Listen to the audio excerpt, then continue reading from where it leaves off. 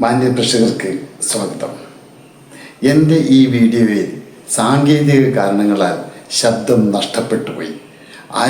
പല സുഹൃത്തുക്കളും എന്നെ വിളിച്ചു പറഞ്ഞു. അതിൻ്റെ അടിസ്ഥാനത്തിൽ സാങ്കേതിക തകരാറുകൾ മാറ്റി പുതിയ വീഡിയോ വീണ്ടും നിങ്ങളുടെ മുന്നിൽ എത്തിക്കുന്നു. ഇതിൽ ശബ്ദത്തിൻ്റെ തകരാറുകൾ ഉണ്ടാവില്ലെന്ന് ഞാൻ പ്രതീക്ഷിക്കുന്നു. ദയവായി എല്ലാവരുടെയും സഹകരണം പ്രതീക്ഷിച്ചുകൊണ്ട് വീഡിയോ നിങ്ങളുടെ മുമ്പിലേക്ക്. അമേരിക്കൻ വിശേഷങ്ങളിലേക്ക് സ്വാഗതം. അമേരിക്കയിൽ ജോലി ചെയ്യുന്ന ഇന്ത്യൻ ഉദ്യോഗാർത്ഥികളെ കുറിച്ചാണ് ഈ വീഡിയോ. ഇവിടെ അമേരിക്കയിൽ ഓരോ ഉദ്യോഗാർത്ഥികളും ഏറെ ഭീതിയിലാണ്. ഒരുപാട് സ്വപ്നങ്ങളും പ്രതീക്ഷകളുമായി ഏറ്റവും സമ്പന്നമായി കണ്ട അമേരിക്കയിലെ സ്ഥിതി ഇന്ന് ആകെ മാറിയിരിക്കുന്നു. ഓരോ ദിവസവും പുറത്തു വരുന്ന വാർത്തകൾ ഞെട്ടിക്കുന്നതാണ്. പ്രാദേശികവാദവും അമേരിക്കയിലുണ്ടായ ഭരണമാറ്റവും പുത്തൻ സാങ്കേതിക വിദ്യകളും, അതായത് AI, വിദേശികളായ ഉദ്യോഗാർത്ഥികളെ എത്രമാത്രം ഭീതിയിലാക്കുന്നുണ്ട് എന്നത് പറയാൻ പ്രയാസമാണ്. അത്രമാത്രം ഉദ്യോഗാർത്ഥികളെയാണ് ഓരോ മാസവും ഓരോ കമ്പനിക്കാർ പിരിച്ചുവിടുന്നത്. ട്രംപിന്റെ രണ്ടാം വരവും വിവിധ തരത്തിലുള്ള തീരുവകളും പുത്തൻ സാങ്കേതിക വിദ്യയും, അതായത് AI, ഇതിന് കാരണമാണെന്നാണ് പത്രമാധ്യമങ്ങളും വാർത്താ ഏജൻസികളും സൂചിപ്പിക്കുന്നത്.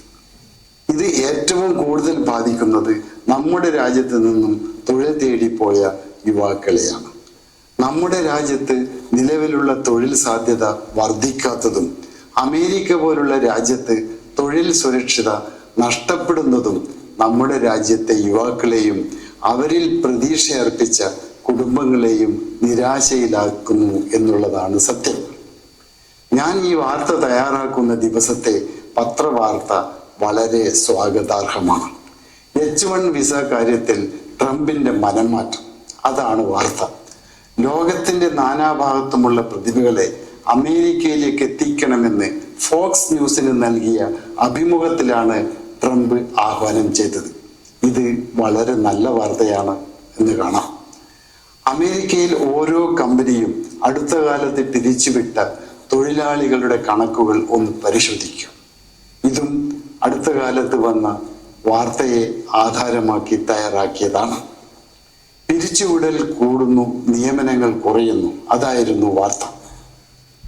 എന്നാൽ കുറച്ചു പേരെ മാത്രം നിയമിക്കുന്നു. അതിനും ഒട്ടേറെ നിയന്ത്രണങ്ങളും കടമ്പകളും കടക്കണം. ഒക്ടോബറിലെ കണക്ക് 1,53,074 പേരെ ഒഴിവാക്കി എന്നാണ്. 2003 ശേഷമുള്ള ഏറ്റവും ഉയർന്ന പ്രതിമാസ പിരിച്ചുവിടൽ. കഴിഞ്ഞ വർഷം ഒക്ടോബറിലെ 3 ഇരട്ടി. മാന്യകാലത്ത് മാത്രമാണ് ഇത്ര കൂടുതൽ പിരിച്ചുവിടൽ കണ്ടിട്ടുള്ളൂ എന്നും സൂചിപ്പിക്കുന്നു.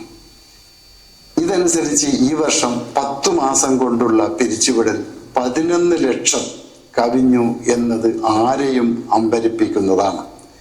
പിരിച്ചുവിടൽ കൂടുമ്പോൾ നിയമനങ്ങൾ കുറയുന്നതും സ്വാഭാവികമാണ്. 2025 ഇതുവരെ നിയമനം നടന്നത് 2024 നിന്നും 35% കുറവ്. അപ്പോൾ തൊഴിലാളികളുടെ എണ്ണം കുറയുന്നു. ചില കമ്പനിക്കാരുടെ പിരിച്ചുവിടൽ നമുക്കൊന്ന് പരിശോധിക്കാം.